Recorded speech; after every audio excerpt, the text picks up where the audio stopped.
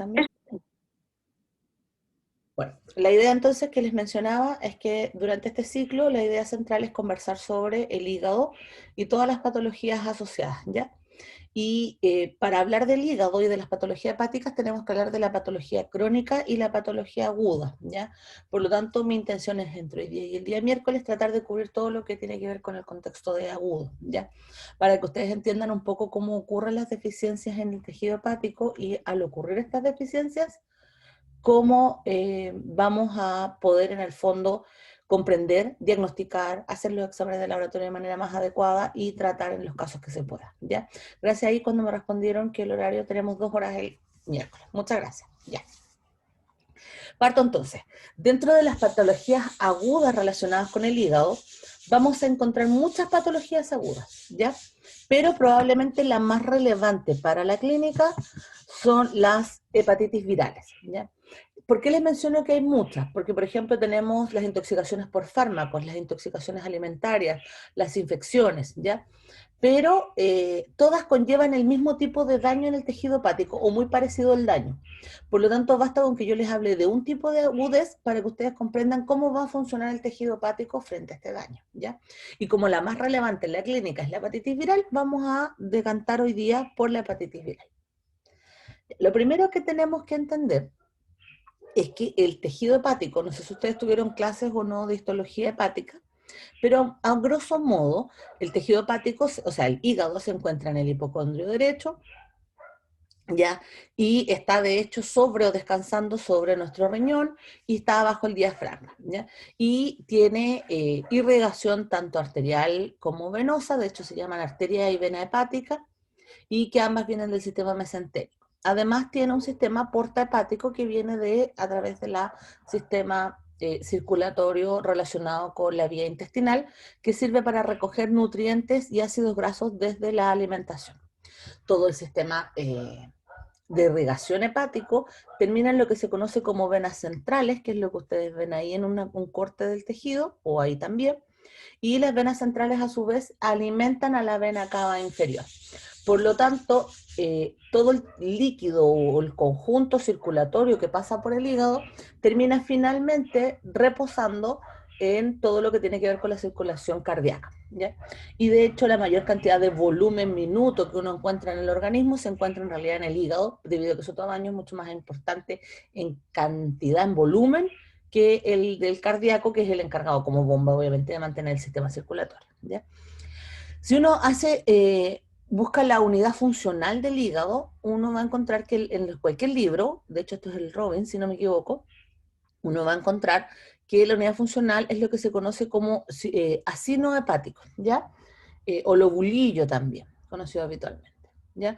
Y un acino o lobulillo se corresponde con una vena central, que es la que yo les mencionaba recién, que es donde cae o llega toda la información desde el sistema arterial y venoso porta, y que a su vez tiene esas líneas que ustedes ven ahí que son como de rayo de bicicleta, ¿ya? Que son conocidos como los sinusoides. En cada esquina de este hexágono del acino, ustedes van a encontrar lo que se conoce como una triada, que corresponde a una triada hepática, de hecho, que corresponde a una vena, o sea, una arteria, una vena y un conductillo biliar, ¿ya? El conductillo biliar va en esa dirección, desde vena central a conductillo, y los conductillos se juntan todos para terminar el sistema biliar general, ¿ya? Y la circulación va opuesta, desde la arteria hacia la vena, desde la porta hacia la vena central. Y todas las venas centrales se juntan y forman el sistema vena cava inferior. Además, si uno separa estas zonas acinares en funcionalidad del hígado, vamos a encontrarnos que hay tres zonas, que es la zona 1, que es de arteria a arteria, la zona 2, que es una zona intermedia en el acino, y la zona 3, que es la que está más cerca de la vena central, ¿ya? La zona 1, como es más irrigada, digamos que tiene el sistema arterial y el sistema porta más cercano, es la encargada en el fondo de todo lo que tiene que ver con el metabolismo de carbohidratos, metabolismo de grasas, metabolismo oxidativo, ¿ya? Y las otras zonas, como tienen menores niveles de metabolismo oxidativo, se encargan, por ejemplo, del metabolismo de tóxicos, de fármacos, etcétera, ¿ya? Esto es a muy grosso modo y es para que me entiendan cómo van a ir ocurriendo las deficiencias hepáticas en los diferentes tipos de trastornos, ¿ya? Para que vayan conociendo el tejido. Entonces, ahora sí, volvamos a los virus. Nosotros tenemos una serie de virus que afectan al ser humano, ¿ya? Y que tienen como condición ser hepatotróficos, ¿ya? ¿Por qué me refiero a que son hepatotróficos? Significa que su tejido diana, que es donde ellos en el fondo van a replicar o reproducirse, va a ser en el tejido hepático. ¿Ya? Eso no significa que no hayan otros virus que afecten al tejido hepático. ¿Ya?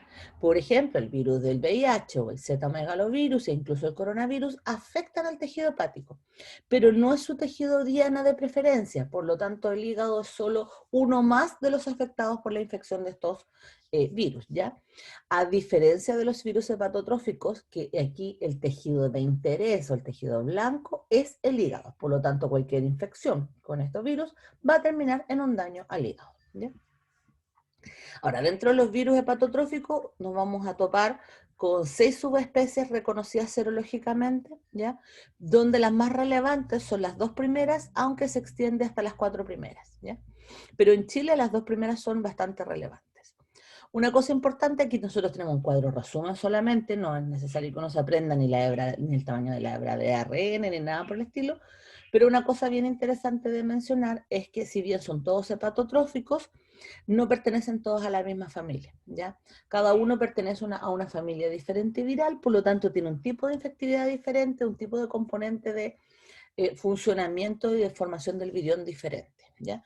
El único virus DNA que afecta al hígado es el virus de la hepatitis B. ¿Ya? Entonces, volvamos ahora a nuestro tejido, pero ahora pensando en la infección viral. Ustedes tienen en la primera foto, la más grande, una foto de nuestro laboratorio, ¿ya? Donde pueden observar acá en la vena central, que es muy notoria. De hecho, cuando uno ve una microfotografía así, para que ustedes se la sepan de aquí en adelante, si tiene este círculo grande, notorio, y los rayos de bicicleta moviéndose alrededor de este círculo, uno dice inmediatamente tejido hepático, ¿ya? Por si algún día les toca trabajar en biopsias. Si uno mira el tejido hepático, va a ver que rodeando esta vena central están estas células alargadas que corresponden a las células endoteliales, ya que protegen a la vena central. También vamos a observar una serie de células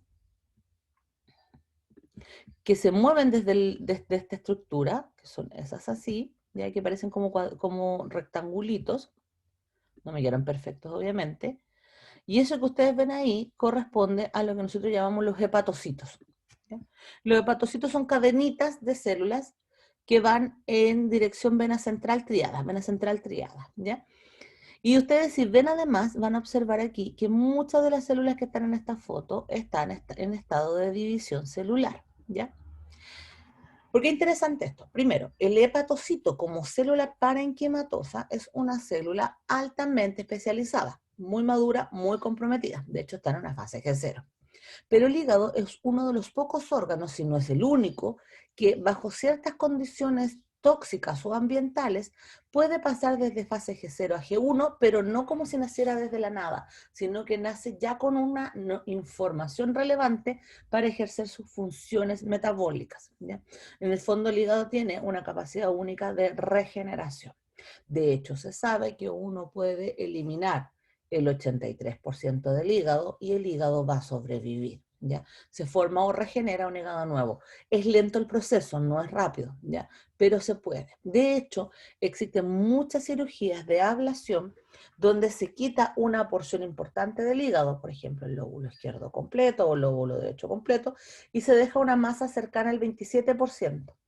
Y esa masa cercana al 27% no solamente regenera, sino que además tiene capacidad metabólica, porque una cosa es que yo regenere, pero el paciente no pueda tener ninguna capacidad, o sea que dependa de los otros órganos y además de maquinaria clínica. Y otra cosa diferente es que al haber extirpado el órgano, dejando solo este 27%, el hígado pueda funcionar de manera normal, regenera también y funciona de manera normal. Eso significa que disminuye los tiempos de hospitalización y no necesita el apoyo de maquinaria. ¿Ya? Esto es muy importante porque en eso se basa la donación de órgano vivo. En Chile no ocurre eso, pero en otros países se hace donación madre-hijo de órgano vivo, permitiendo que tanto madre como hijo puedan vivir con una disminución del tejido hepático, ¿ya? Y que con el tiempo, aproximadamente a los 3 meses, ya la regeneración es funcional completa, ya se puede demorar de 3 a 6 meses. Otra cosa importante, además de esta regeneración, es que si ustedes ven en el sinusoide, en estas líneas blancas, van a ver unas celulitas que están pegadas en el tejido sinusoidal, ¿ya? Estas células largas pegadas al tejido sinusoidal corresponden a las células de Kupffer. Las células de Kupffer son los macrófagos residentes más relevantes en el ámbito de los macrófagos a nivel inmunitario, ¿ya? ¿Por qué? Porque corresponden al tejido más predominante del cuerpo humano. Dentro de la familia macrofágica, las células de Kupffer están altamente diferenciadas, ya son óptimas para la función inmunológica hepática, pero además comprometen entre el 60 y el 70% de todo el tejido macrofágico de nuestro organismo.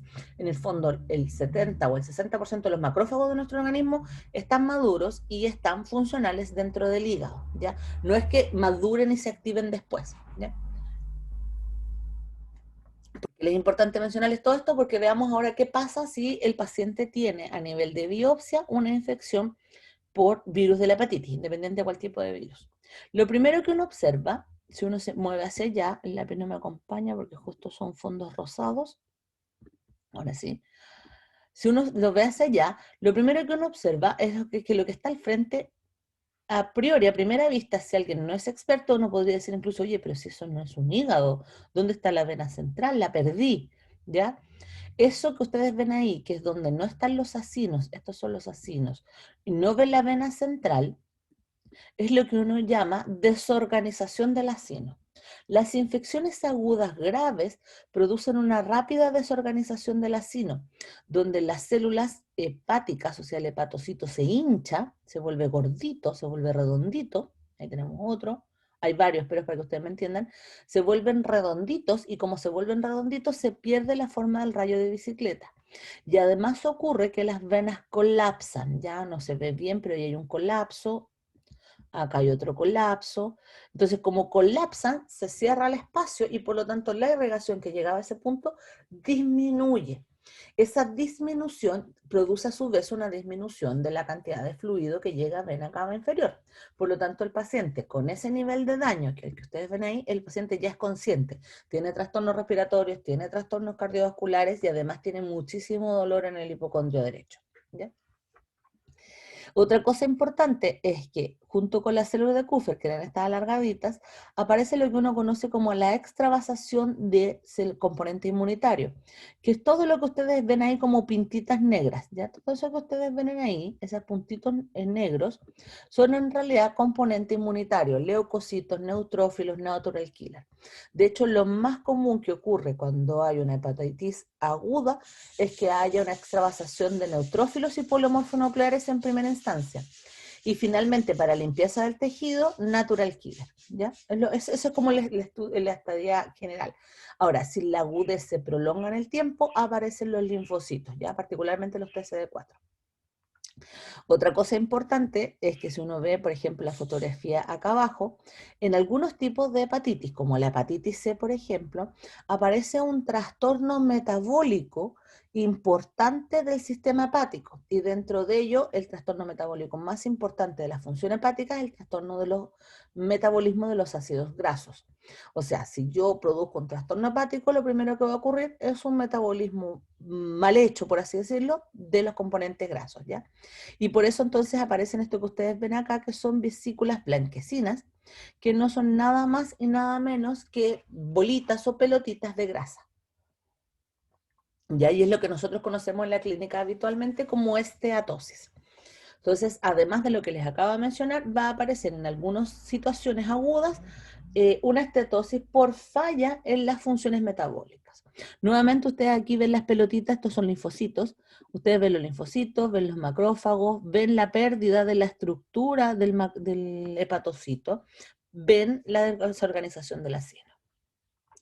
También ocurre que si el cuadro agudo es muy deteriorante, o sea, produce mucho daño, vamos a observar lo que se ve en esta figura que está aquí abajo, y es que además del colapso de la vena central, que está ahí colapsada, van a observar ustedes que muchos de los componentes celulares, que esa mancha que ustedes ven ahí como rosada más oscura, mucho del componente celular está muerto, ¿ya? Aquí uno sabe que, bueno, esto es por ojo, insisto, son años haciendo biopsias, pero uno sabe que está muerto porque no logró eliminar el contenido ácido de la tinción, ¿ya? Entonces se acumuló en el núcleo y se ve más oscuro que los otros tejidos.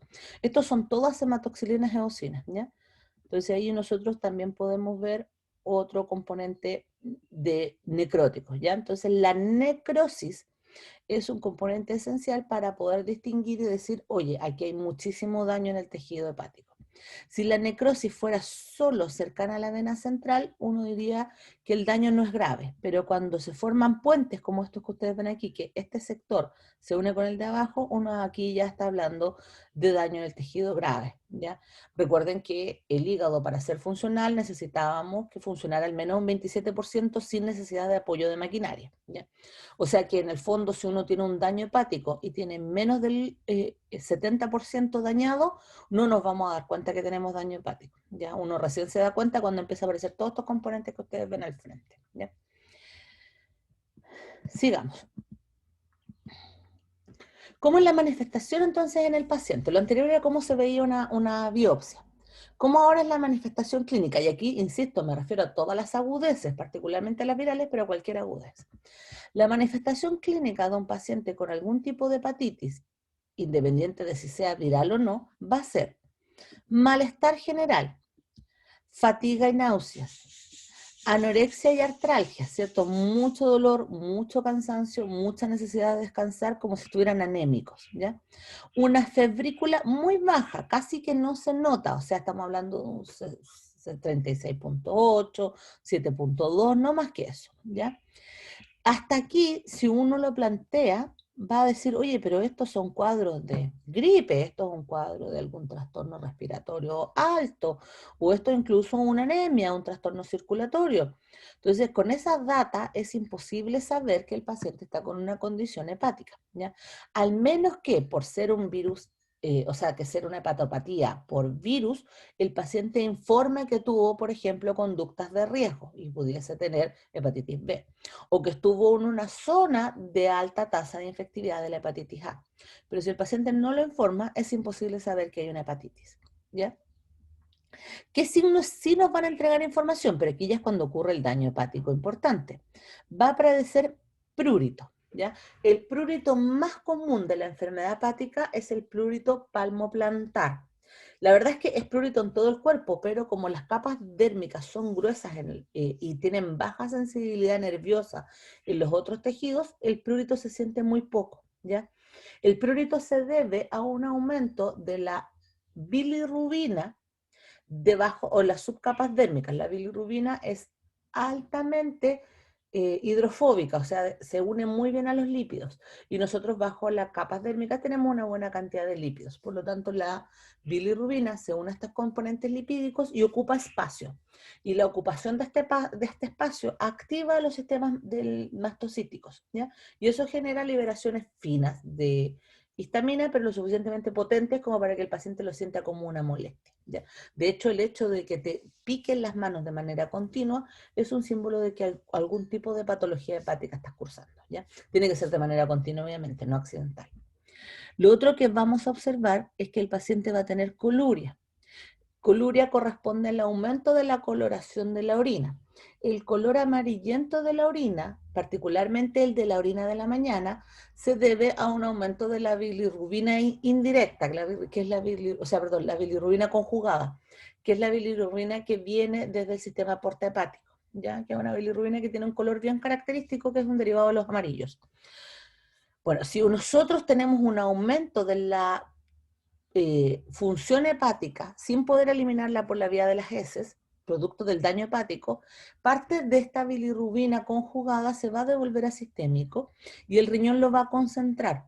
Y al concentrar la bilirrubina, que tiene un color café parduzco, se va a concentrar también este color. Por lo tanto, la orina va a pasar de unos tonos amarillos de diferente tono, desde casi transparente a amarillo oscuro, a pasar de un tono amarillo a café e incluso negruzco o pardo, ¿ya? Eso es un indicador directo de daño hepático. También vamos a tener que el paciente va a tener acolia. la col es la disminución del color de las heces. Ocurre por lo mismo que lo anterior.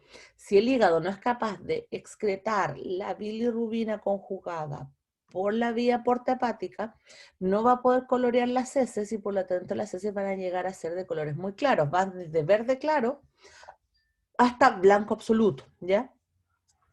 Todos los cambios de coloración de las heces son indicadores de trastornos hepáticos, ¿ya? Y vamos a tener también ictericia. Y la ictericia es como habían cambios en los movimientos de bilirrubina, la ictericia es nada más ni nada menos que un aumento de los niveles de bilirrubina en sangre. ¿Ya? Pero estos 4 ejes cardinales que les acabo de mencionar solo se ven cuando el hígado está muy complicado, antes no. ¿Qué es lo normal? Cuando en la clínica se sospecha que estas causas iniciales, las primeras que les menciono, o además hay uno de los 4 síntomas de que están abajo, generalmente se manda a hacer un laboratorio para descartar otras patologías, ¿ya? Los laboratorios que se mandan a hacer de manera clásica para saber cuál es la función hepática normal son transaminasas, ¿ya? Las transaminasas que se mandan a hacer en las pruebas bioquímicas hepáticas más comunes son aspartato transaminasa y alanino transaminasa, ¿ya? ¿Cuál es la idea de estas? Las transaminasas ambas están relacionadas, bioquímicamente hablando, con el movimiento de sustancias desde el ciclo de Krebs hacia la mitocondria, ¿ya? Pero hay una pequeña diferencia en ellas.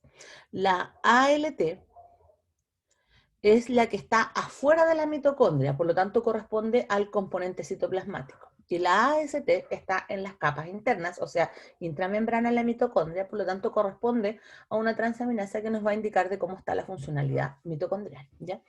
Nosotros de manera espontánea liberamos, debido a que siempre se están muriendo hepatocitos y siempre se está produciendo un recambio de la celularidad, liberamos aproximadamente 24 unidades por litro de cada una, por decilitro, de cada una de estas enzimas, ¿ya? Es un aproximado, ¿ya? Porque va a depender mucho del estadio de la vida del paciente, de la nutrición del paciente y de la funcionalidad metabólica general. De hecho, hay personas que excretan menos de 10 unidades y es normal. Hay personas que excretan 35 unidades y sigue siendo normal. Por lo tanto, cuando a uno le aparece un laboratorio con la AST o la ALT elevadas hasta 2 veces las unidades clásicas, uno puede decir que incluso el paciente está normal. Pero si uno observa la hepatitis B, lo que va a observar es que los valores de las transaminasas están aumentados ya no al doble, sino que 10 veces, 20 veces o más, ¿ya? Eso es un indicador directo de daño hepático. De hecho, uno puede saber si el daño hepático está siendo compensado o no por los niveles de transaminasas. Si no hay compensación, el paciente va a llegar a tener transaminasas sobre 1000. Y no es que el equipo, cuando ustedes estén haciendo el examen, arroje 1000 y esté malo. De hecho, mucha gente se preocupa porque encuentra que es raro. No, si en el equipo les sale a ustedes sobre 1000, incluso han habido pacientes que han tenido hasta 10.000, para que ustedes se hagan una idea. Es raro, pero existe. Eso es un indicador directo de daño hepático agudo, ¿ya?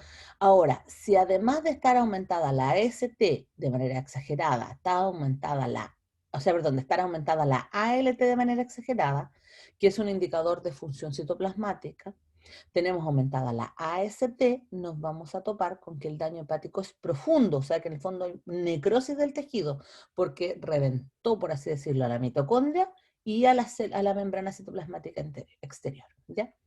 Entonces, el primer dato que uno va a obtener del laboratorio son los niveles de ALT y AST, ¿ya? En general, se dice que para que sea una hepatopatía viral son sobre 500 unidades, aunque es un promedio, puede ser un más o menos, ¿ya? Otra cosa importante es que junto con las pruebas de transaminasas, en el laboratorio de bioquímica hepática se va a mandar a analizar la bilirrubina, porque la bilirrubina entregaba la información sobre la sintomatología, ¿ya?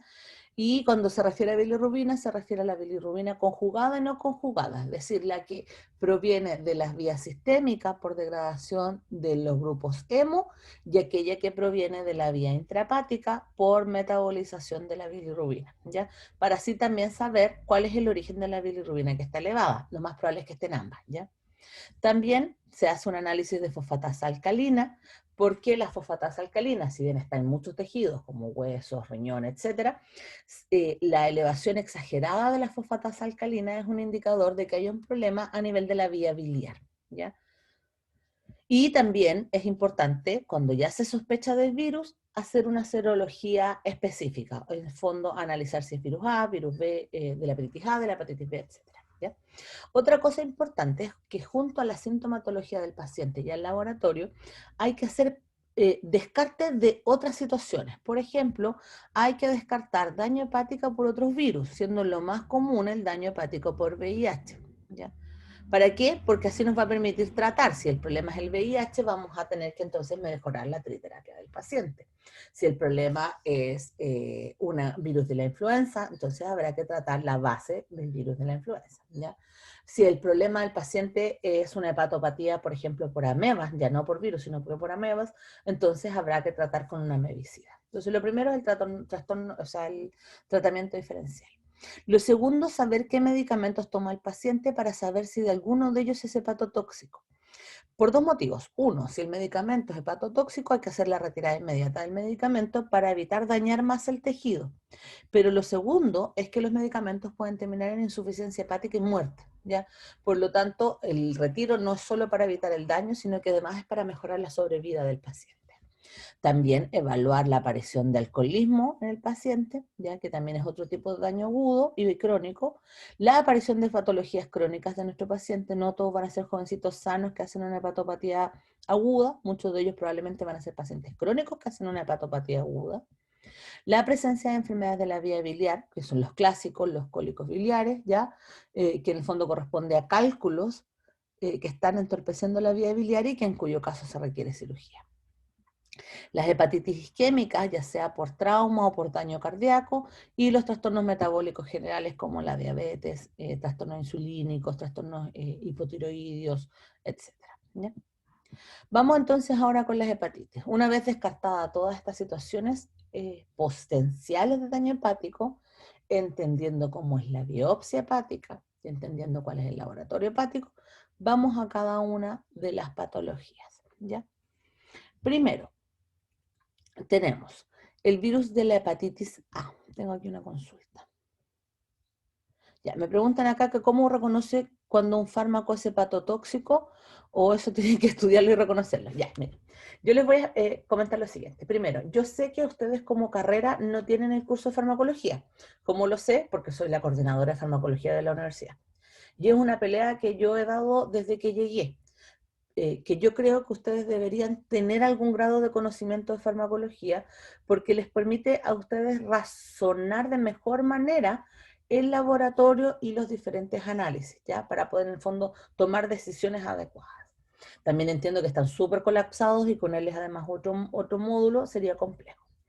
Lo que sí se hace habitualmente es que yo dicto los cursos para varias carreras y muchas veces les digo, si a ustedes les interesa cómo reconocerlo, ustedes pueden asistir al curso de manera formal o de manera informal para ir aprendiendo. Eso es para su carrera, ¿ya? También yo soy la encargada del curso de toxicología, porque aquí viene otro cuento. ¿Los fármacos son tóxicos? Sí, pero bien lo son las plantas, algunos componentes del hogar, etcétera. ¿Y cómo saben ustedes cuándo decir que hay algo tóxico o no? Ustedes no tienen un curso de toxicología de manera formal. Y probablemente si no lo toman en la universidad van a tener que en algún momento estudiarlo, ¿ya? Ahora, en el contexto de esta clase, de manera particular, los pocos fármacos hepatotóxicos que a ustedes les importan, los vamos a ver en la clase del próximo lunes, ¿ya? Que son, por ejemplo, el paracetamol. Porque esto no es una clase de fármacos hepatotóxicos, ya no tenemos tiempo para eso. Entonces, si hay alguno en particular que haya que explicárselo, se los vamos a explicar. Pero la verdad es que finalmente con el tiempo van a tener que estudiárselos igual. En algún momento se los van a tener que aprender. Y van a tener que en algún momento entender, a lo mejor no son hepatotóxicos, pero sí modulan la respuesta bioquímica. Por ejemplo, los anticonceptivos no son hepatotóxicos, pero sí modulan la respuesta a las transaminasas, ¿ya? Lo mismo pasa con algunos fármacos que son para el tratamiento de las dislipidemias o fármacos para los anticonvulsivos, por ejemplo, etc. ¿Ya? Entonces, para el asunto de esta clase y de la evaluación, lo mínimo que ustedes tienen que saber se les va a pasar. Para la vida general como profesionales, como bien dice ahí la compañera y tiene toda la razón, van a tener que estudiarlos y reconocerlos, pero eso no se les va a evaluar ahora, ¿ya? Cualquier interés que ustedes tengan en farmacología, me lo hacen saber, yo los apoyo como sea, ¿ya? Insisto que mi pega es enseñarles. ¿Algo otra consulta? Ya, súper. Sigo entonces. Vamos con el virus de la hepatitis A. Ya, el virus de la hepatitis A es un virus RNA, no es para nada complejo y en general en Chile se considera que está en un estado transicional de infectividad.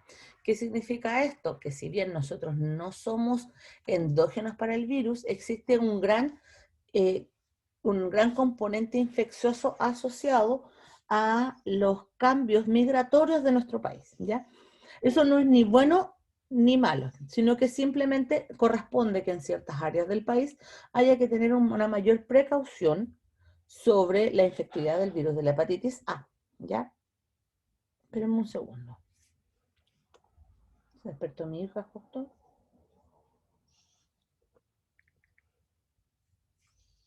Ya, ahora sí.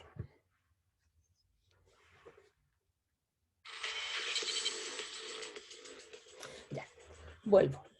Eh, ¿Qué es lo que les había dicho yo? Que nosotros éramos un estado transicional y que en el fondo se debía mucho a los cambios migratorios, ¿ya? Eh, Eso hay que tenerlo en consideración porque justo en este decenio, particularmente en la actualidad, nos encontramos en un aumento de los niveles de migración hacia nuestro país, ¿ya? Y particularmente en los últimos 2 o 3 años ustedes han visto que es explosivo. ¿Qué significa esto? Que países que sí son endémicos para esto, como todos lo que son los países centroamericanos que ustedes ven ahí, han en el fondo aumentado la tasa de infectividad que hay en nuestro país, ¿ya?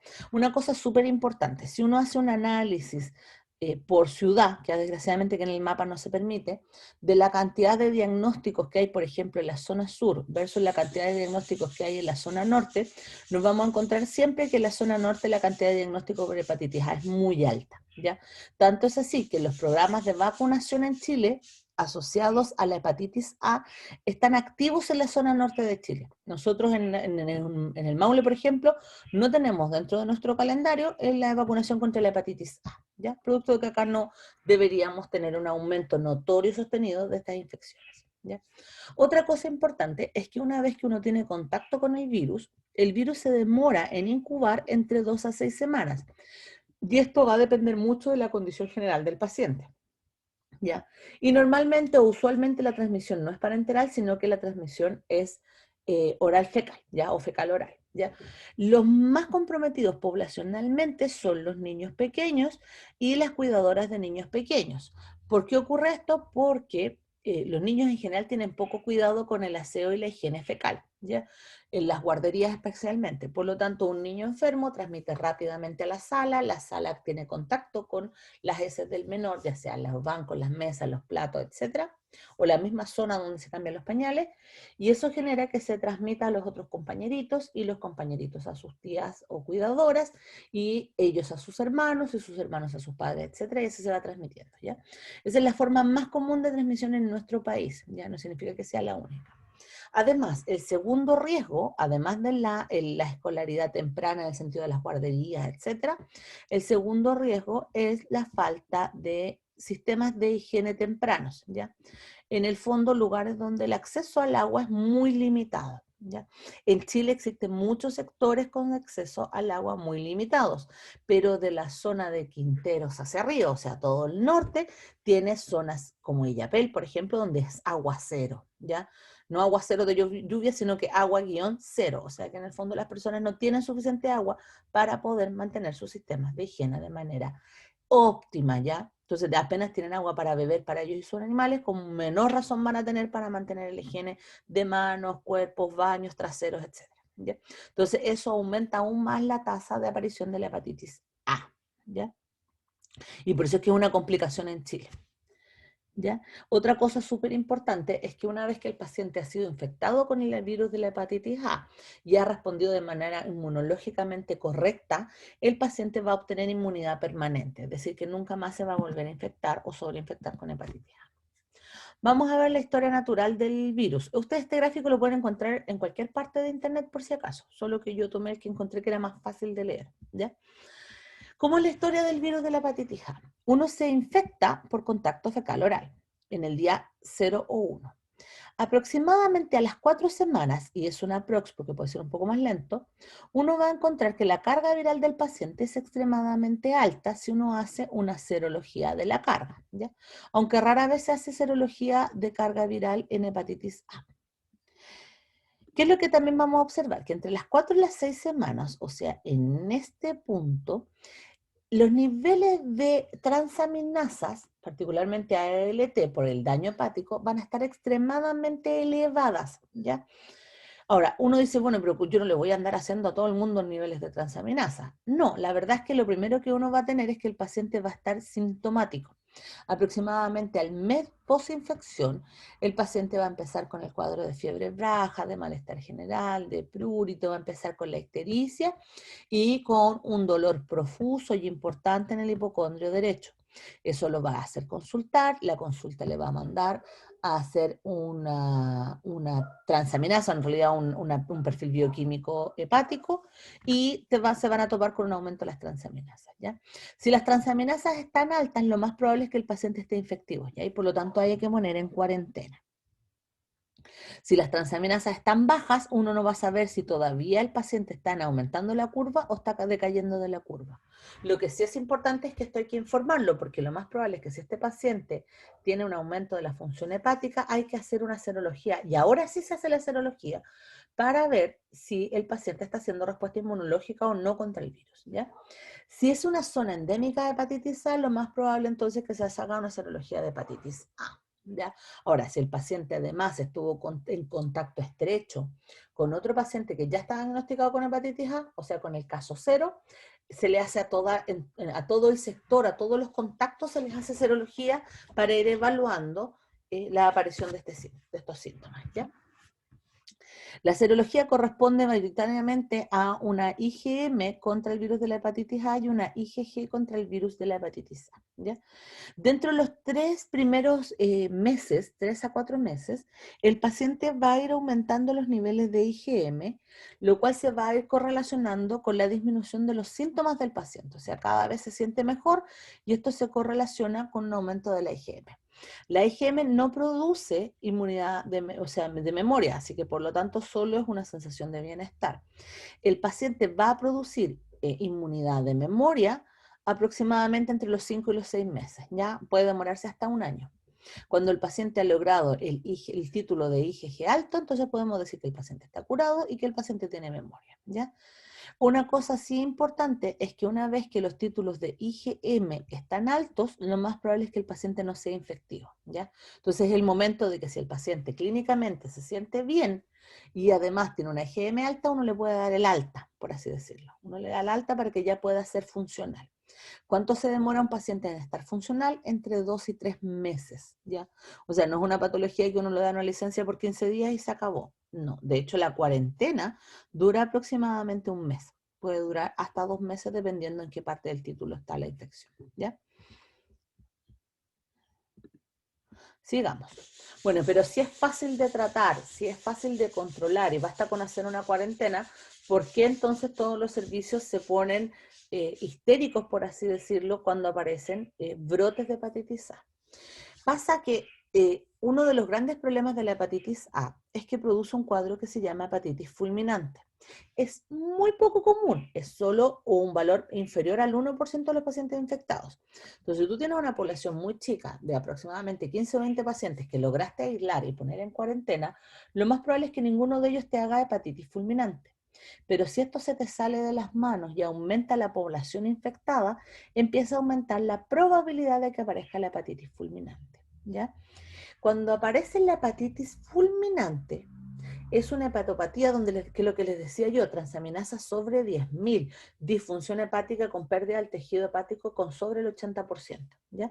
La tasa de mortalidad en la hepatitis fulminante es mayor al 80%, o sea, la probabilidad de sobrevida con una hepatitis fulminante es nula o es muy baja. Y de hecho la mayoría de las hepatitis fulminantes terminan en trasplantes, ¿ya? El punto está que no hay tantos trasplantes en Chile, depende mucho del año, pero en el mejor de los casos, en Chile hay 20 o 25 trasplantes para toda la población que tiene patologías hepáticas. Por lo tanto, si por un brote de hepatitis A empezamos a necesitar trasplante, el sistema chileno no va a estar en condiciones de poder ayudar a esos pacientes. Por lo tanto, hay que evitarlo como sea. ¿Cuál es la probabilidad de que aparezca hepatitis fulminante? En la infancia muy temprana, estamos hablando del lactante inferior, ¿ya? Ahí hay una alta probabilidad. Y también hay una probabilidad en el adolescente que tiene otras patologías de base, ¿ya? También es importante en el adulto, ¿ya? De hecho, la mayoría de las hepatitis fulminantes por hepatitis A en Chile son en adolescentes que tienen algún otro tipo de comorbilidad, ¿ya?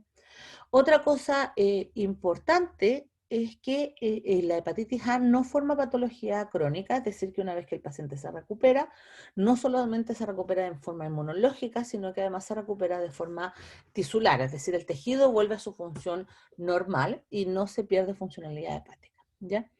El paciente puede tener algún trastorno menor post-infección hepatitis A, sí, lo más común es que haga colestasias, que son trastornos de la vía biliar, y lo otro es que normalmente quedan intolerantes al alcohol, ya debido a que el alcohol produce mucho daño hepático, en el fondo quedan como susceptibles a sistemas que producen mucho daño. Entonces, lo más común en la población tratada y controlada es que haya recuperación, aproximadamente entre los 3 y 4 meses. En algunos pacientes aparece colestasis, pero es rara, ¿ya? La mortalidad es muy baja cuando está controlada de manera adecuada. Estamos hablando de un valor menor al 0,1%. Pero cuando no es controlada de manera adecuada o en los pacientes muy susceptibles, aparece hepatitis fulminante y la mortalidad por hepatitis fulminante es muy alta, generando un desbalance en el fondo de la situación clínica. Y eso significa además una necesidad de mayor apoyo clínico y por lo tanto un desgaste del sistema de salud, ¿ya? Virus de la hepatitis B. El virus de la hepatitis B probablemente es el que más quebraderos de cabeza genera acá en Chile, ¿ya? Es más difícil de controlar en el fondo. El virus de la hepatitis B ocurre por un virus complejo tipo DNA, ya que se adapta muy bien a las condiciones humanas y se transmite de manera parenteral por a través de relaciones sexuales, de transmisión sanguínea directa, ya, en el caso de agujas cuando no hay preparación y esterilización previa o en el caso de los drogadictos, ya. Además, hay traspaso horizontal a través de, perdón, vertical a través de la madre-hijo, perdón, ¿ya? O sea que en el fondo hay niños que nacen con hepatitis B, ¿ya? Ahora, ¿cómo está la situación en Chile? Nosotros, si vemos por serología la cantidad de antígenos que tenemos, nosotros tenemos una tasa que es bien bajita. Tenemos menos del 2% de la población con hepatitis B. El problema está, como vuelvo a insistir, que es un quebradero de cabeza porque es difícil de hacerle seguimiento, ¿ya? Miremos al virus entonces, el virus que ustedes reconocen como hepatitis B es el que tienen ahí al frente, que es un virus que tiene una cápside, que es ese hexágono que está ahí, que en realidad no es un hexágono, es un poliedro. Y este poliedro contiene adentro un virus de doble cadena de DNA, que además tiene a su propia polimerasa y sus sistemas proteicos. ¿Ya? Él es muy complejo. Además, en este virus de la cápside vamos a encontrar lo que nosotros conocemos como antígeno C, o antígeno central también, o antígeno del core, ¿ya? Que corresponde entonces a las proteínas que forman este poliedro. Además de esto, envuelto el virus, vamos a tener membrana que corresponde a membrana del ser humano, que corresponde a la membrana de la infección previa del virus, o sea, de donde qué humano liberó, ¿ya? Y además de eso, contiene en su superficie lo que nosotros conocemos como antígenos de superficie, ¿ya? Y dentro de los antígenos de superficie tenemos también estos antígenos que la gente conoce ahora con el coronavirus como antígenos tipo Spike, que no son nada más ni menos que espículas, que son sistemas que salen o protruyen desde la envoltura y membranosa, ¿ya? Y también tenemos antígenos de superficie que mantienen la estructura funcional, ¿ya? Entonces ustedes se fijan, para la respuesta inmunológica tenemos muchas posibilidades de respuesta, tenemos respuesta contra eso, contra diferentes estructuras de eso, tenemos contra el core, contra la polimerasa, contra el DNA, etcétera. Por lo tanto, se monta una respuesta inmunológica bastante fuerte cuando hay hepatitis B, ¿ya? Si nosotros hacemos el análisis general poblacional, desgraciadamente en Chile no tenemos estos datos, pero los de Estados Unidos nos indican más o menos cómo funciona esto, vamos a observar que de una infección aguda por hepatitis B, aproximadamente el 60% de los pacientes hacen una enfermedad subclínica, que si no se hace bioquímica hepática es muy difícil de detectar, ¿ya? El paciente se siente mal, se siente fatigado, se siente cansado, tiene mucha artralgia que dura mucho, que no se debe a un resfrío, pero no tiene los síntomas cardinales de la enfermedad hepática. Por lo tanto, a ojo clínico, no, si no hace las pruebas hepáticas es difícil de detectar, ¿ya? Por eso en general yo siempre informo, como trabajo en hígado, que es cuando haya sospecha de algún tipo de malestar hepático, hagan la prueba igual, hagan igual la batería hepática, ¿ya? Porque siempre es mejor descartar a tener problemas posteriores con el paciente, ¿ya? La mayoría de nuestros pacientes subclínicos, por no decir el 99,9%, se van a recuperar, ¿ya? Porque su patología no va a ser grave y su sistema inmunológico no se va a ver alterado, ¿ya? Aproximadamente un 20% de los pacientes que se contagian va a tener una hepatitis aguda, notoria, importante, que en el fondo va a generar una alarma en el sistema de salud. De ellos, los tratados rápidamente o los que tienen un buen sistema inmunológico se van a recuperar cerca del 99%, pero por desgracia un 1% va a ser hepatitis fulminante, lo cual, lo mismo que la hepatitis A, va a terminar probablemente en la muerte, ¿ya? Una cosa súper importante de mencionar en este caso es que la hepatitis fulminante, yo les había dicho, era un deterioro, un daño del hígado y por lo tanto se pierde la funcionalidad. El paciente está asistido por maquinaria para sobrevivencia, pero no tiene un hígado funcional y por lo tanto hay que trasplantar. Yo le había dicho que aquí en Chile el sistema de trasplante es malo, no es lo óptimo, ¿ya? Pero además tenemos otro problema. Si tenemos muy pocos hígados para trasplantar, alguien tiene que decidir qué hígado trasplantamos y cuál no, y a qué paciente. Por ejemplo, si a uno le preguntan de manera como arbitraria y emocional, uno probablemente diría, ¿qué prefieres trasplantar, un niño pequeño o un adulto? Lo más probable es que todos diríamos un niño pequeño, porque tiene mayor cantidad de años de sobrevida. Entonces después vendría la siguiente pregunta, bueno, ¿y a quién vamos a trasplantar? ¿Uno que lleva un año en lista de espera o este chico, esta persona que entró de hepatitis fulminante hace una semana? Los dos están igual de graves. Chuta, no sé, es una pregunta que es difícil. Y después viene la siguiente, que tiene que ver con, oye, ¿a quién va a trasplantar? Un paciente que tiene diabetes, por ejemplo, que tiene un daño hepático asociado a los trastornos diabéticos, por ejemplo, o un paciente que tiene una enfermedad viral que, a diferencia del paciente diabético, si yo le pongo un hígado nuevo, puedo reinfectar el hígado con el hepatitis B. Por lo tanto, tengo una menor probabilidad de sobrevida incluso después del trasplante. Entonces, a raíz de eso se van armando puntajes en la lista de trasplante y normalmente los pacientes que tienen enfermedades virales de difícil control son los que quedan más abajo en la lista, ¿ya? Por ejemplo, es súper poco probable que se trasplante un paciente VIH con hepatitis viral activa, porque en realidad tengo dos virus que son de riesgo que van a producirle daño al trasplante. No es por discriminar, en el fondo es porque hay que tomar una decisión. Para que ustedes se hagan una idea, la lista de trasplante en Chile supera los 2.200 personas en espera, ¿ya? Algunos llevan más de 5 años, ¿ya? Lo que pasa es que están en un estado en que pueden soportar bastante bien la función y la carga metabólica. De esos 2.200 hay aproximadamente 150 personas que están en estado grave, o sea que de un día para otro pueden dejar de funcionar y por lo tanto caen en muerte.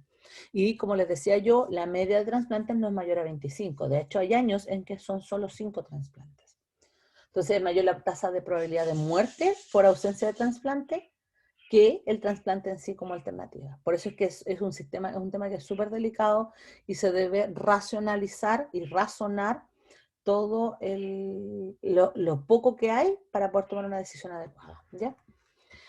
Seguimos con la hepatitis B. Bueno, un tema súper importante que hay que mencionar es que aproximadamente entre un 5 y un 10% de los pacientes son lo que se conocen como carrier sanos o que en la traducción en español son los asintomáticos, ¿ya? Hay un 10% de la población hepatitis B positiva que circula por nuestro país o que circula por el mundo, que son carrier asintomáticos. En el fondo, ellos no, al menos que haya por hallazgo que alguien le haga una serología de hepatitis B, que rara vez se hace, es imposible saber que ellos tienen hepatitis B, ¿ya? Y como ellos no tienen síntomas, tampoco consultan. Y ellos lo que hacen es que ellos mantienen la infección circulante en las poblaciones. ¿Por qué les menciono esto? Porque hace tiempo atrás, aproximadamente un año, cierto ministro dijo que con el coronavirus se había descubierto los asintomáticos. Y ese fue un error garrafal, porque la enfermedad por hepatitis B se sabe hace muchos años la aparición de asintomáticos en las infecciones virales. De hecho, la mayoría de las infecciones virales dejan una porción de la población asintomática, que es la que transmite la enfermedad. En este caso se transmite, ya le había dicho yo, por sangre, aguja, etcétera. En el caso del coronavirus, por la respiración, ¿cierto? Por las gotículas. Pero los pacientes asintomáticos o sanos existen y siempre han existido en las infecciones virales. Después tenemos una población muy pequeña, pero muy relevante, en donde el sistema inmunológico no logra atacar de manera adecuada al virus y se adaptan, en el fondo evoluciona el sistema inmunológico y evoluciona el virus de manera que conviven en el paciente. Esto corresponde aproximadamente a un 4% de la población infectada. Como conviven de manera eficiente, aparece lo que se conoce como infección persistente, que puede durar hasta 30 o 40 años en el paciente, produciendo lo que nosotros entendemos como hepatitis crónica, ¿ya? Algunos pacientes se recuperan de la infección persistente, pero es raro, ¿ya? La verdad es que aquí dice que es entre un 67 y un 90%, yo ahí dudo, ¿ya? Porque en realidad se ha visto que la gran mayoría terminan en hepatitis crónicas. Lo que pasa es que se dice que se recuperan, pero se recuperan a los 10 o 15 años, pero después cuando tú analizas ese mismo paciente 30 o 40 años después, te das cuenta de que tenía hepatitis crónica, ¿ya? Ahora, de los pacientes que hacen hepatitis crónica, la gran mayoría va a ser cirrosis y una pequeña cantidad, una pequeña, muy pequeña, carcinoma, ¿ya? Y eso va a terminar finalmente en la muerte del paciente, pero a los años de progresión. Estamos hablando, como les digo yo, de 20 o 30 años, ¿ya? Ahora, ¿cómo sé yo cuál es la probabilidad de progresión? La probabilidad de progresión se asocia netamente a la cantidad de vida que uno tiene y al sistema inmunológico que uno tiene. Si uno se infecta de hepatitis B a los 50 años, la probabilidad de sobrevida de 30 o 40 años más es baja. Por lo tanto, la probabilidad de cronicidad hepática también es baja, ¿ya? Pero por otro lado, si uno se infecta a nivel perinatal, a nivel del eh, anteparto o posparto, vamos a tener que casi el 90% de los pacientes convive con su hepatitis B, como tiene una probabilidad de sobrevida muy larga, ¿ya? Es muy probable que estos pacientes en su vida adulta sean crónicos de hepatitis B, ¿ya? También tenemos la probabilidad de tasa de infección de los pacientes de 1 a 5 años, que no debería existir, ya que los niños el paciente pediátrico en el fondo no debería tener contacto con soluciones sanguíneas de otras personas, al menos que fuera por una violación, por ejemplo, o por una situación clínica de mal manejo de esterilidad. Estos pacientes también tienen una alta probabilidad de hacer cronicidad, ¿ya? Y como les decía yo, en el paciente adulto no es baja, aunque existe, pero es más baja, ¿ya?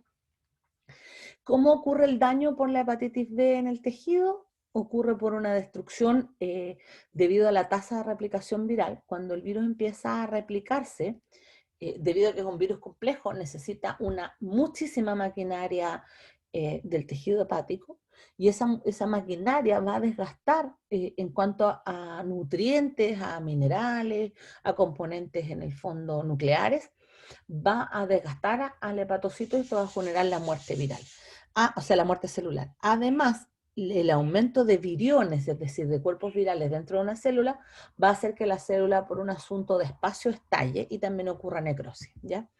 Otra cosa importante es que, como es reconocido, como esto tiene muchos antígenos que yo les había mencionado recién, estos antígenos van a prender a la célula macrofágica, que era muy importante en el hígado, y va a aparecer una respuesta inflamatoria contra el antígeno de superficie, ¿ya?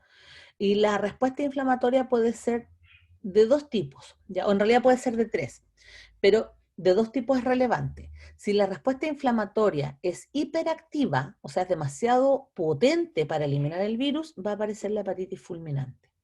Si la respuesta inflamatoria es insuficiente, es decir, es incapaz de eliminar el virus, va a aparecer la cronicidad. ¿Por qué les digo yo que hay un tercer estado? Porque hay una respuesta inflamatoria que es conservada, pero lo suficientemente potente como para eliminar el virus y evitar que el paciente se haga crónico, ¿ya? Como en la historia de este virus, vamos a encontrarnos que después de que el paciente ha tenido contacto, va a aparecer el cuadro clínico entre el mes a los 4 meses aproximadamente. En ejemplo hipotético, el paciente, por ejemplo, viajó al Festival de Río, ahí se contagió, ¿cierto? Se infectó, y esto fue en febrero, y aproximadamente en abril va a aparecer entonces los primeros cuadros de hepatitis B, ¿ya? Entonces, por eso es tan importante también saber la historia del paciente, saber con quién tuvo contacto. Por eso es tan importante cuando uno les pregunta si ha tenido relaciones sexuales con más de una pareja en los últimos 2 o 3 meses, ¿ya? Y si esa pareja además ha tenido otros contactos o si es pareja estable, etcétera, ¿ya?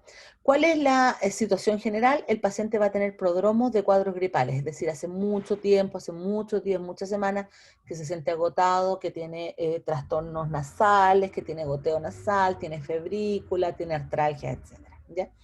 En general, el paciente al mes ya va a estar con anorexia, va a tener algunos cuadros nauseosos, y la aparición espontánea del dolor en el hipocondrio derecho, ¿ya? El paciente además puede estar ictérico.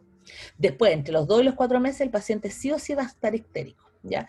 Y una vez que aparece el diagnóstico como tal, la patología va a durar aproximadamente 3 meses activa, ¿ya? Algunos pacientes, debido a este deterioro general del organismo, pueden terminar con fatiga crónica. Entonces, si nosotros vemos ahora la historia natural a nivel de la serología, nos vamos a topar con lo siguiente. Al paciente aproximadamente entre las 4 semanas hasta las 20 semanas va a empezar a aparecer con la sintomatología. La sintomatología se va a asociar a un aumento del antígeno de virales, tanto del DNA como de la superficie, como de la proteína E, que es circulante, elevados. O sea, mientras más elevados estén estos antígenos, mayor va a ser la sintomatología del paciente y nos va a poder decir si el paciente va a tener una situación fulminante o no, ¿ya? Además, cuando el paciente está en un estado alto de la enfermedad, ya que ocurre aproximadamente entre los 1 y 3 meses después del diagnóstico, el paciente va a estar infectivo. Por lo tanto, nosotros vamos a decir que el paciente está infectando desde la aparición del primer síntoma, que normalmente no consultan, hasta aproximadamente los 6 meses después, ¿ya? Otra cosa relevante, al igual que la hepatitis A medida que aumenta el título de la IgM, con la única diferencia que aquí tenemos IgM contra core y IgM contra partículas de superficie, etcétera, tenemos varias IgM. A medida que van aumentando las IgM, va a ir desapareciendo los antígenos de superficie, lo cual va a ir generando una franca recuperación del paciente, ¿ya? Lo mismo que la historia anterior, si el paciente logra montar una respuesta IgG, lo más probable es que el paciente tenga recuperación total y tenga memoria contra hepatitis B, ¿ya?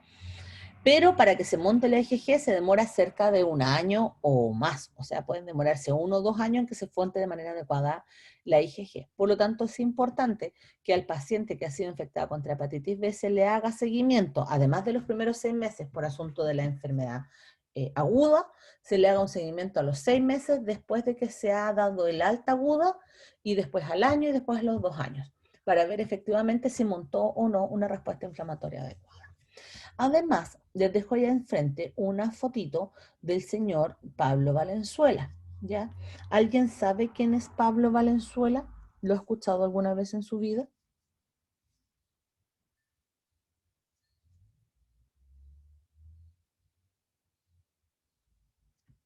Ahí me van a hablar. No, me dice. Muchas gracias, Constanza, por contestarme. Bueno, yo les cuento lo siguiente. Pablo Valenzuela, a ver si alguien más me respondió por ahí. No, ya, súper. Ya. Pablo Valenzuela, primero que nada, es chileno, ¿ya? Eso es lo más importante de esto. Pablo, y está vivo, ¿ya? Y además es el papá de Francisca Valenzuela, que es una cantante. Pero eso no es lo relevante para esta clase. Eso les sirve a ustedes como para enfocarse en el ámbito. Pablo Valenzuela, cuando estuvo haciendo su tesis doctoral en Atlanta, descubrió que en el cultivo donde trabajaba él trabajaba con hepatitis B in vitro, descubrió que en los cultivos había un aumento del antígeno de superficie. O sea que él podía aislar el antígeno de superficie independiente del virus, porque estaba en el medio suelto. Por lo tanto, si él inyectaba el antígeno de superficie en un conejito, el conejito hacía anticuerpos contra el antígeno de superficie, ¿ya? Eso fue lo primero que él descubrió. Y eso significaba que uno podía hacer vacunas contra el antígeno de superficie, ¿ya? Pero además de importante eso, es que don Pablo Valenzuela, en su trabajo en Atlanta, dijo, oye, pero si me basta el antígeno en superficie para hacer una vacuna, y yo no quiero tener que usar laboratorios complejos para poder realizar infecciones con hepatitis B, por lo peligroso que es trabajar con la hepatitis B, ¿qué pasa si yo hago de manera transgénica el antígeno de superficie? Es decir, tomo el antígeno de superficie y lo coloco en el gen de la bacteria Escherichia coli o de la levadura Saccharomyces cerevisiae. ¿Serán capaces de producir este antígeno en superficie y este que producen producirá una respuesta inmunológica potente?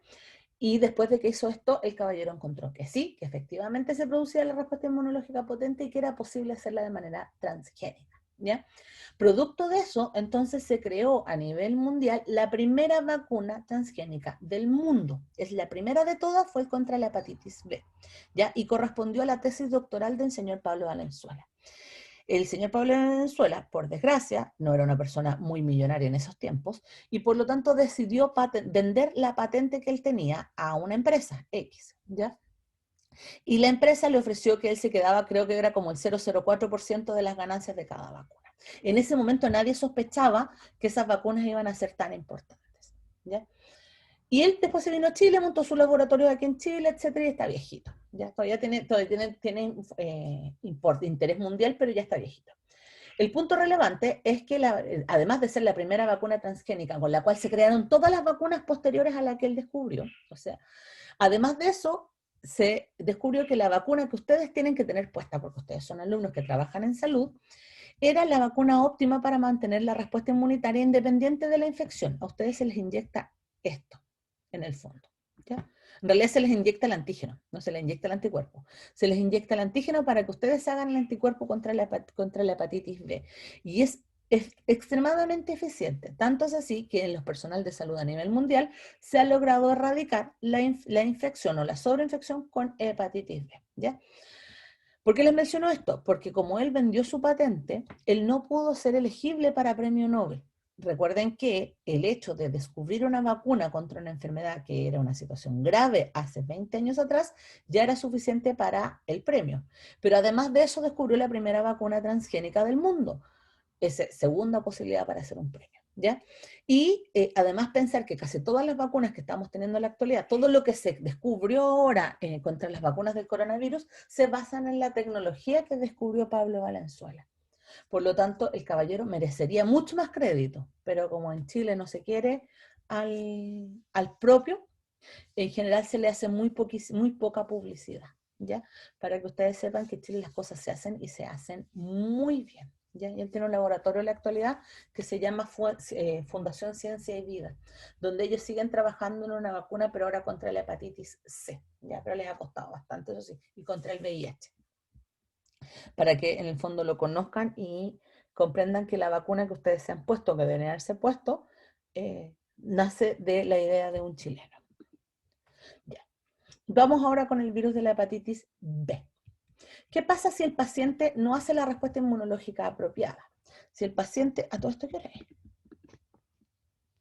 Disculpen. ¿Necesitan descansar un rato, chicos?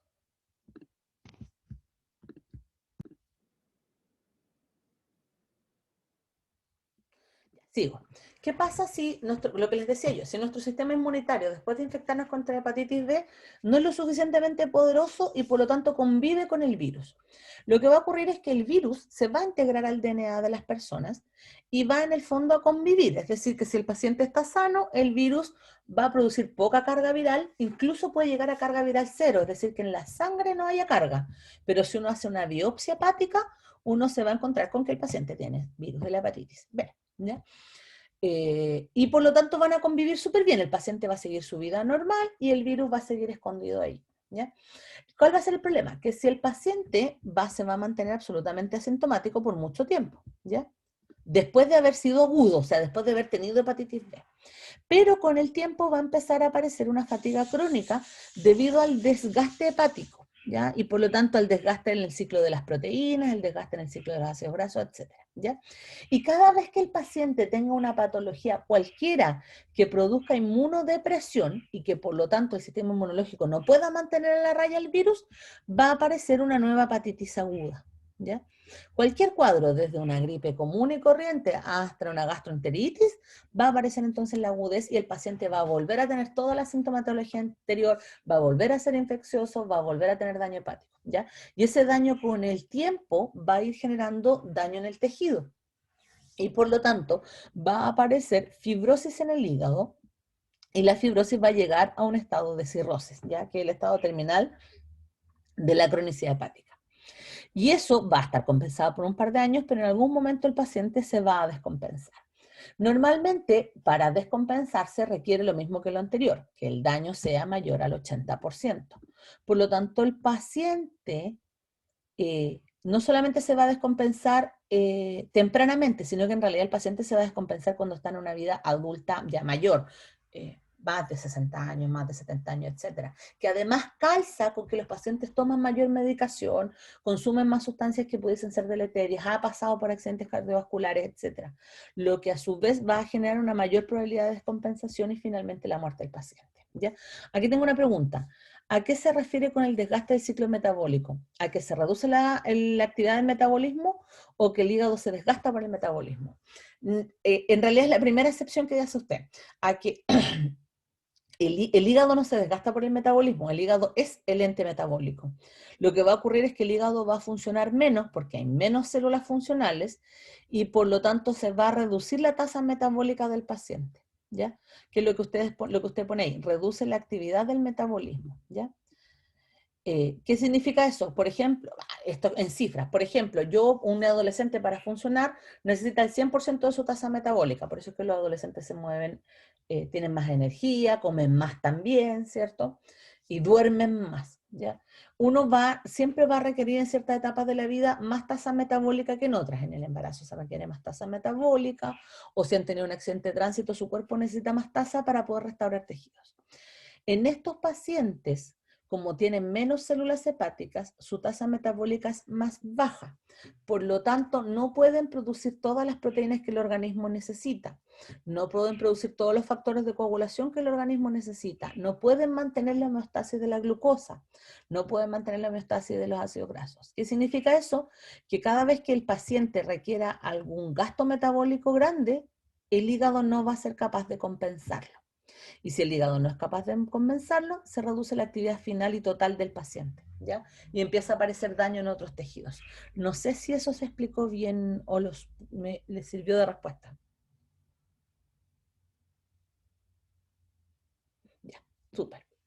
Sigo entonces. Entonces el paciente cada vez va a estar más desgastado, va a tener, como uno podría decir, como que se le acabó la energía, ¿ya? Pero con el tiempo cada vez va a ser más grave este desgaste y para él va a ser más difícil iniciar un ciclo normal de vida, ¿ya?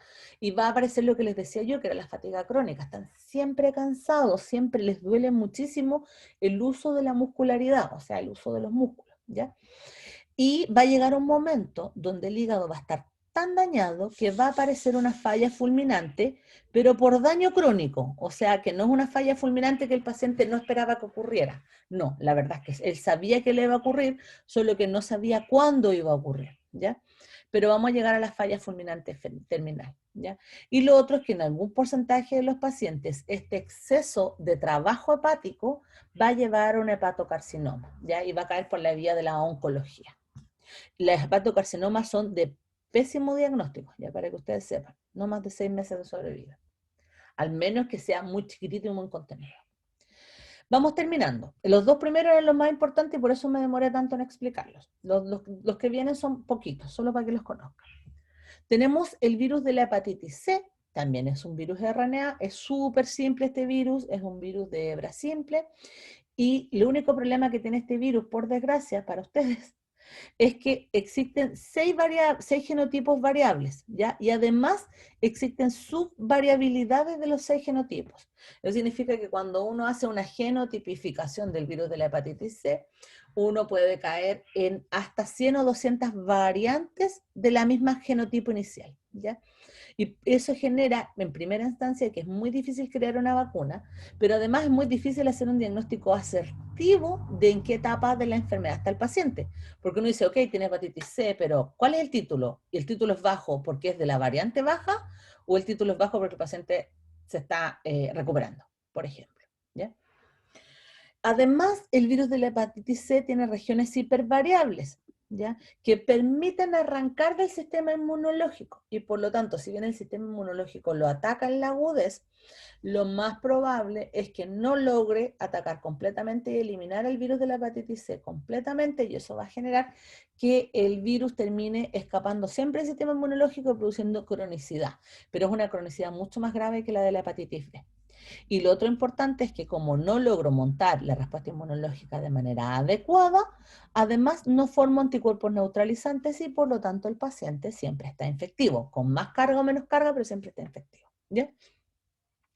¿Cómo se traspasa este virus? Al igual que la hepatitis B, es por vía parenteral, transfusión, drogas, relaciones sexuales. También se ha visto por cirugías estéticas en clínicas no tan legalizadas, por así decirlo, en donde por liposucción ha habido mucha aparición de trastornos tipo hepatitis C. ¿Por qué menciono la liposucción en particular?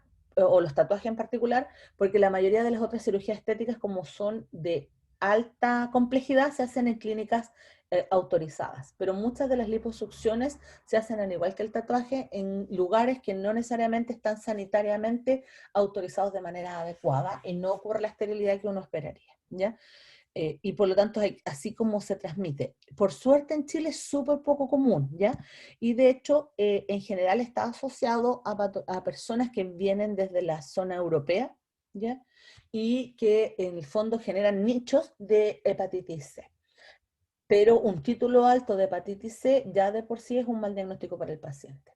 La mayoría de los pacientes se enteran que tienen hepatitis C porque han donado sangre. Ya cuando se dona sangre se hacen todas las serologías correspondientes, pero como la mayoría de estos pacientes no tuvo una fase aguda así como importante, una fase fulminante, la mayoría de estos pacientes no cursan con el primer prodromo y por lo tanto no asisten a clínica.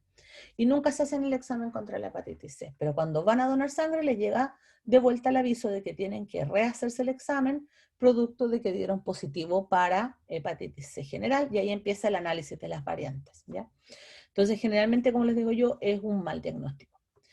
¿Qué es lo que nosotros tenemos como la parte sanitaria? Tenemos que aproximadamente el 15% de los pacientes resuelve la enfermedad de manera adecuada. Recuerden que en Chile no hay datos de esto, por si acaso. Un 85% de los pacientes, y aquí donde está lo grave, hace la hepatitis crónica. Muchos de ellos no saben que tienen hepatitis crónica por hepatitis C, sino es por hallazgo.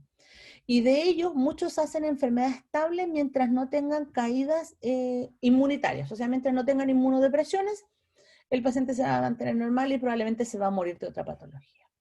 Y un 20% de los pacientes va a hacer una cirrosis con la aparición de hepatocarcinoma. Y aquí es donde sí ellos tienen una alta probabilidad de aparición de hepatocarcinoma y finalmente todos estos estadios van a llevar a la muerte. O sea, en el fondo van a disminuir el tiempo total de sobrevida que tenía el paciente solo por la hepatitis C, ¿ya?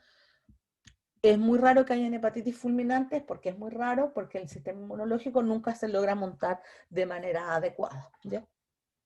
Ahora, estos pacientes con la patología estable que ustedes ven acá también pueden ser infectivos, raros, pero pueden ser. Por lo tanto, su paciente hay que controlarlos muy bien de manera de que su título viral esté bajo para que no estén infectando a la población, ¿ya? ¿Cuál es la complicación de la hepatitis C? La cronicidad por lejos. La cronicidad genera mucho desgaste laboral para el paciente porque no puede trabajar de manera adecuada, producto del cansancio, la fatiga y todo lo demás, pero además genera mucho desgaste sanitario, producto de que la patología crónica hepática no tiene tratamiento adecuado. Y eso significa que hay que mantener estable al paciente manteniendo los signos y síntomas con tratamiento. Y eso encarece el sistema. Lo otro es que, al igual que la hepatitis B, la aparición de la cirrosis como cronicidad puede durar 15, 20, 30, hasta 40 años. Por lo tanto, si el paciente no se ha diagnosticado de manera temprana, como ocurre en la hepatitis C, cuando el paciente se le haga el diagnóstico de cirrosis, porque está muy afectado, recién ahí nos vamos a enterar que lleva 20 años desde que él pudo haber contagiado a otra persona, ¿ya?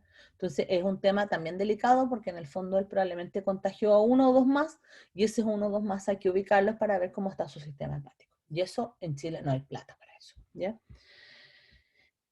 ¿Cuál es lo otro? Lo que les decía yo, la aparición del hepatocarcinoma, que finalmente va a llegar a la muerte del paciente. Ustedes ven ahí el carcinoma, esto que está aquí fue una cateterización de la arteria hepática, que vendría siendo esto que está aquí, para que uno pudiera observar cómo se veía el hepatocarcinoma.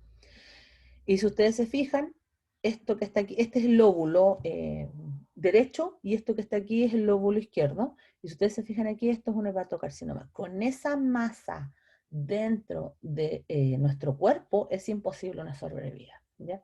Por lo tanto, lo más probable es que el paciente de donde viene esta imagen que está aquí, que está representada arriba en monito, la sobrevida sea nula, ¿ya?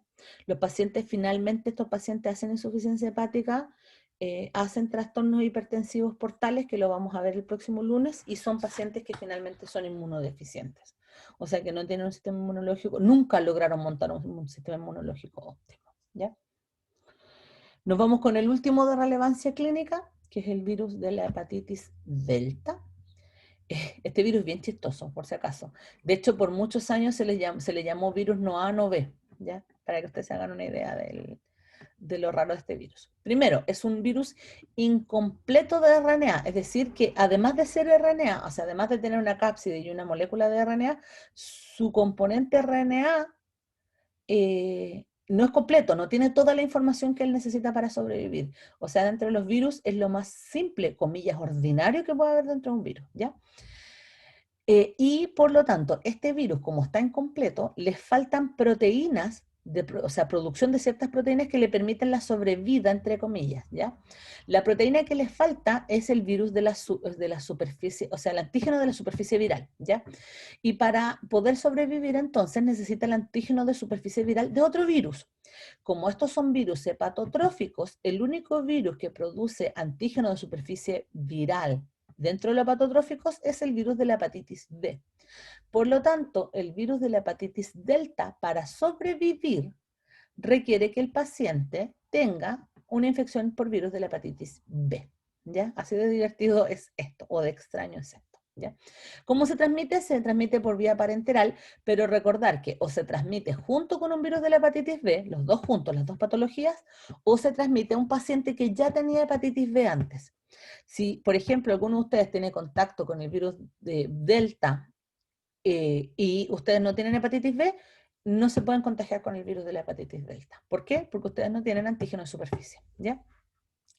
El virus Delta es súper raro, es endémico del Mediterráneo, y es raro por esto, porque requiere el componente de la hepatitis B. Y en Latinoamérica la verdad es que se han visto pocos casos, pero han llegado aquí en Chile de extranjeros europeos en el fondo de la cuenca del Mediterráneo que han traído la patología, pero esta todavía no ha circulado dentro del país, o sea, es propia de esos pacientes, ¿ya? En general, ¿cuál es la diferencia entre la hepatitis B y la delta? Es el cuadro. Es mucho más severo el cuadro en la delta que en la B, probablemente porque tiene dos infecciones, o sea, es sobreinfección. Lo otro es que aumenta la tasa de fulminantes de la hepatitis B, ¿ya? O sea, si la hepatitis B tenía una baja probabilidad de fulminante, menos del 1%, acá le aumenta la probabilidad a un 10% aproximadamente, ¿ya? Y lo otro es que mientras uno esté vacunado contra la hepatitis B, la verdad es que es imposible vacunarse, o sea, infectarse con la hepatitis delta, ¿ya? ¿Cómo se diagnostica? Súper fácil, que el paciente tenga el antígeno de la hepatitis B, ya serología B, más anticuerpos o antígenos de la hepatitis D, ¿ya? Ahora, en general, si el paciente no es extranjero del Mediterráneo, uno en realidad no anda haciendo hepatitis delta por la vida, ¿ya? Porque es poco probable, al menos que haya sido un contacto con el paciente, ¿ya? Ya chicos, llego hasta ahí nomás para que